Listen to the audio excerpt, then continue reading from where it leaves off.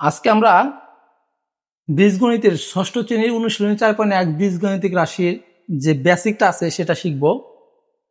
পাটিগণিতে ব্যবহৃত সংখ্যা প্রতীক বা অঙ্ক গুলো হলো 0, 1, 2, 3, 4, 5, 6, 7, 8, 9। ওরকম বীজগণিতে ব্যবহৃত সংখ্যা প্রতীক বা অঙ্ক আছে, সেগুলো হচ্ছে, সেটা ইংরেজিতে আমরা বলবো 0, সেটা হচ্ছে 0, 1, 2, 3, 4, 5, 6, 7, 8, 9।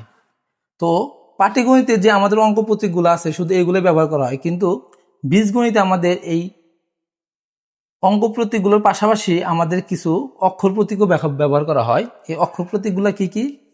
এ বি সি ডি, এরকম এক্স ওয়াই জেড পর্যন্ত, একদম এ বি সি ডি থেকে একদম এক্স ওয়াই জেড পর্যন্ত যতগুলো সংখ্যা আছে সবগুলাই ব্যবহার করা হয়।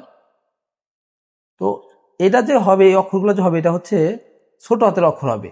এ বি সি ডি আমরা বড় হাতের দিব না, আমরা যখনই এগুলোকে আমরা বলি হচ্ছে চলক, আর এইগুলোকে আমরা বলি সহগ। সংখ্যা যেগুলো থাকে এই সংখ্যাগুলোকে আমরা বলি সহগ, আর অক্ষরগুলো যে থাকে ছোট হাতের সেগুলোকে আমরা বলি চলক।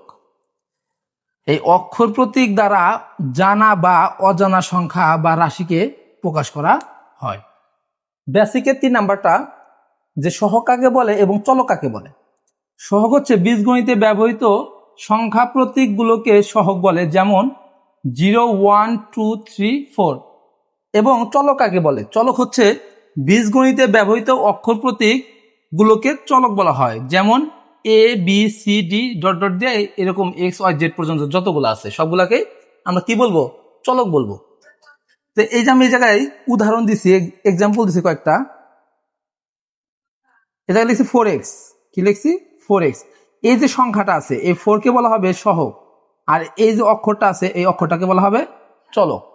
আবার এই জায়গায় একটা উদাহরণ দিচ্ছি যে 9y, এই 9টাকে বলা হবে সহগ এবং ওইটাকে বলা হবে চলক। আর সর্বশেষে যে একটা লিখছি জেড, এর সাথে কিন্তু আমাদের সহগ নাই। আমাদের মনে রাখতে হবে কোনো চলকই কখনো একা বসতে পারে না, আমাদের চলকের সাথে সবসময় একটা করে কি থাকে? সহগ থাকে। যদি কখনো আমরা দেখি যে কোনো জায়গায় কোনো সহগ নাই, শুধু একা চলক আছে, তার মানে ওর সাথে মনে মনে আমাদের একটা কি আছে? 1 আছে। কারণ চলক কখনো একা বসতে পারে না, চলকের সাথে একটা কি থাকে? সবসময় সহগ থাকে। আর সহগটা কত? সেটা হচ্ছে 1। তো এখানে আমি জেড লিখছি, তাহলে এখানে চলকটাকে, চলক হচ্ছে জেড, আর এখানে সহগকে, সহগ নাই মানে সহগটা হচ্ছে 1।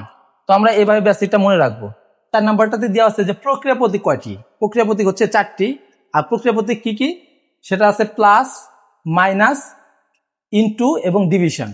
আমরা এটাতে পাটিগণিতে এটাকে আমরা বলি যোগ, এটাকে বলি বিয়োগ, এটাকে বলি গুণন, এটাকে বলি ভাগ। কিন্তু এই বীজগণিতে এসে এটাকে আমাদের কি বলতে হবে? ইংরেজি নাম দিয়ে বলতে হবে। তো ইংরেজিতে প্লাস বলবো আমরা যোগকে, আর বিয়োগকে মাইনাস বলবো, এবং গুণকে ইনটু বলবো, এবং ভাগকে আমরা কি বলবো? ডিভিশন বলবো। এর পরবর্তী ক্লাসে আমরা এই বেসিকের পরে আমরা পরবর্তী ক্লাসে উদাহরণগুলো শিখব।